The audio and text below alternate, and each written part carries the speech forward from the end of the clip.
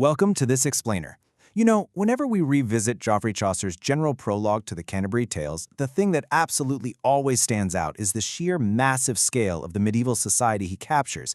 It's like a giant puzzle of human nature. Today, we're going to vividly break down this bustling cross-section of characters. We'll look at exactly who they are, why they're traveling together, and of course, that famous storytelling game that sets the entire journey into motion. It is an incredibly rich text, and laying it all out structurally is really going to help us dive deep into Chaucer's masterclass in character introductions. Okay, let's dive into this structured roadmap for our journey.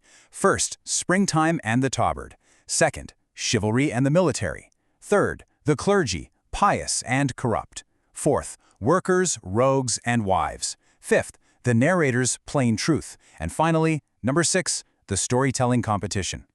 Section 1. Springtime and the Tabard. The Awakening of Spring. We absolutely have to start with this legendary opening line, when April's sweet showers have pierced the drought of March. Right away, Chaucer anchors us in the season. The sun has moved through the zodiac sign of the ram, the birds are singing, flowers are budding. But here's the thing, this really lust-filled, burgeoning springtime energy, it doesn't just wake up nature. It actually creates this deep, undeniable urge in people. It stirs up a desire to travel, specifically to go on pilgrimage. Suddenly, travelers from every single corner of England are compelled to make this journey to Canterbury Cathedral to seek the help of the blessed martyr. So yes, it's a spiritual journey for sure, but it's entirely driven by this very physical, earthy awakening of the spring season. And that brings us to the actual physical starting point of this whole thing, the Tabard Inn.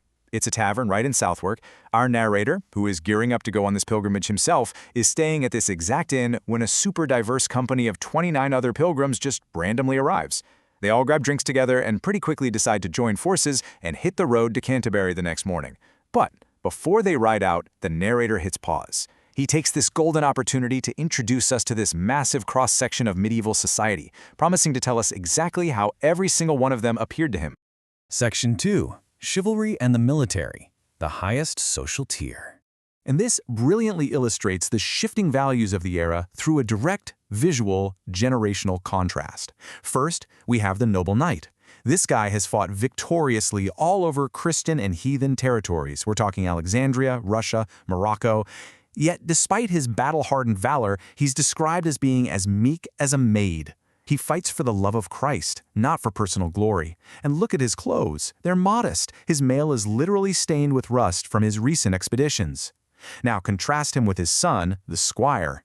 He's a lively knight in training who has also seen some action, but his motivation? Totally different. He just wants to win his lady's favor. He's so passionately in love that he sleeps no more than a nightingale, and his outfit is basically the opposite of rust-stained armor. He wears a short gown with these wide sleeves and a tunic embroidered with flowers, so he looks like a literal meadow. He's constantly singing, dancing, and playing the flute. It's just a perfect juxtaposition between the pious father and his flashy, artistic son. Section 3. The Clergy. Pious and Corrupt. Contradictions of Faith. Now, a quick warning. Chaucer's church is filled with some incredibly vivid contradictions. Take the prioress, Madame Eglantine. As a nun, her focus should be on poverty, chastity, and obedience, right? Well, instead, she takes enormous pains to imitate courtly, aristocratic manners. She speaks this very elegant French, though, with an English accent, and has totally impeccable table manners. But here's where Chaucer's show-don't-tell genius really shines. She's described as so compassionate that she'll burst into tears over a mouse bleeding in a trap, yet she happily feeds her small dogs expensive roast meat and fine white bread.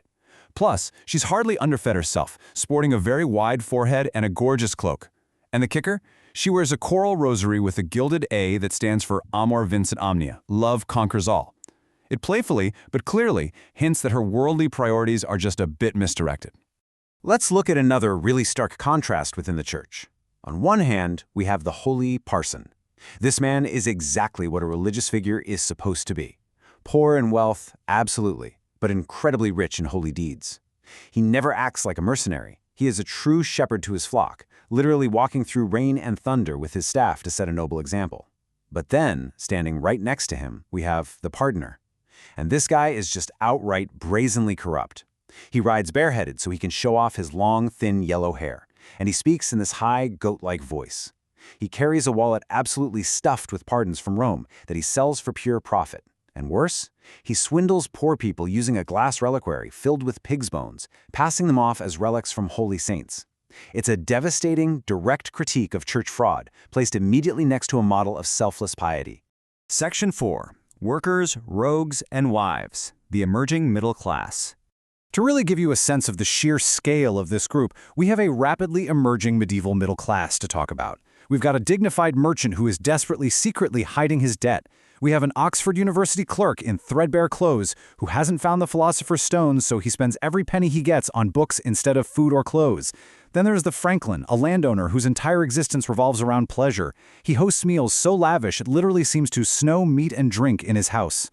Add to that a respected man of laws, a shipman who casually steals wine, a physician who loves gold more than anything, and 5 wealthy guildsmen whose wives are pushing them to become aldermen. Every single character here perfectly represents a distinct economic niche. Now, what's really interesting about this slide is the cook, Roger de Ware. The guildsman actually hired him for the trip, and he's described as being highly skillful in the kitchen. Sounds great, right? But Chaucer immediately undercuts that appetizing image by casually dropping the fact that the cook has a massive, gross, pus-filled ulcer right on his shin. It's just such a jarring, visceral detail. But that's what Chaucer does. He uses these highly specific, often gross physical flaws to add gritty realism and a layer of very dark humor to his portraits. And speaking of unforgettable, larger-than-life characters, we absolutely have to talk about the wife of Bath. She is a force of nature. She's a skilled seamstress, but she'll get furious if anyone dares to make a parish offering before she does, and she is a literal expert in matters of love, having had 5 husbands, not to mention her other company in her youth. Physically, she's striking. She sits easily on her horse, she has broad hips, she is gap-toothed and slightly deaf. On Sundays, she wears headscarves that the narrator swears must weigh 10 pounds. And under her dress, she wears stockings that are as bright red as her bold, confident face. She is hands down one of the most vibrant characters in all of English literature. Then we have what I like to call the Rogues Gallery. These are deeply flawed, physically memorable, and incredibly audacious commoners. You have the Miller, a burly, booming-voiced buffoon who wins wrestling prizes, plays the bagpipes, tells dirty stories, and has a giant hairy wart right on his nose. Oh, and he's a thief who steals corn. Then there's the Summoner, who is visually alarming. A scaly, bright red, pimpled face that literally no ointment can fix. He reeks of raw garlic and onions, and when he's drunk, he just yells the 2 or 3 Latin phrases he actually knows. He'd let a man keep a mistress for a whole year just for a quart of wine. Next up, the Reeve.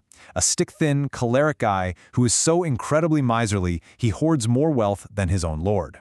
And finally, the Manciple, who is totally uneducated yet somehow easily outsmarts the fancy lawyers he works for. Section 5. The narrator's plain truth, breaking the 4th wall.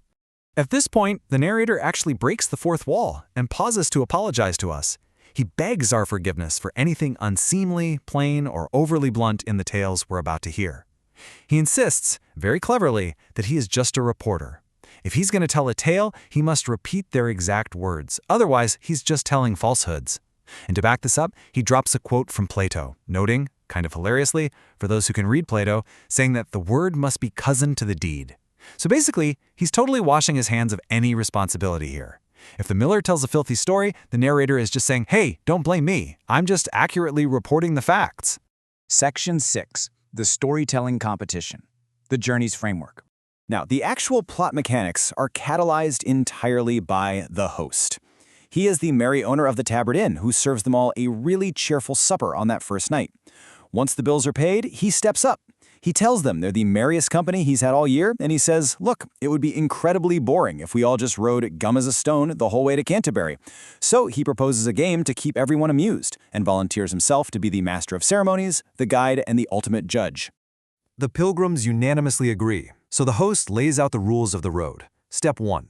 Each pilgrim tells 2 tales on the way to Canterbury. Step 2. Each tells 2 more tales on the journey back home. Step 3. The host will judge the tales based on which one offers the most significance and the most pleasure. And Step 4. The grand prize. The winner gets a free meal back at the Tabard Inn, paid for by everyone else. Oh, but there is one massive catch. The host says he'll ride with them at his own expense, but if anyone dares to disagree with his judgment at any point, that person has to pay for all the travel expenses of the entire group. Naturally, the pilgrims are thrilled and agree to the terms. So the crucial point is how this game officially gets started. The next morning, the host wakes everyone up. They ride a mile or two, and he reminds them of the rules. They have to draw straws to see who tells the first tale. Out of pure deference to his social rank, the host gives the noble knight the privilege of drawing first. And, whether it's fate or maybe the host rigging the game, the knight draws the short straw.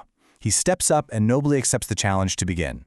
Which leaves us with this final, really provocative thought. We've seen the unbelievable diversity of this group, right? From corrupt partners and gap-toothed wives to wart-nosed millers. But the game begins with the absolute highest-ranking member among them. So, what kind of tale do you expect a pious, battle-hardened knight in rust-stained armor to tell to kick off this legendary competition? It is a question that sets the tone for everything that follows. Thank you so much for joining me on the structured journey through Chaucer's general prologue. I really hope this explainer helped bring this incredible cast of characters to life for you.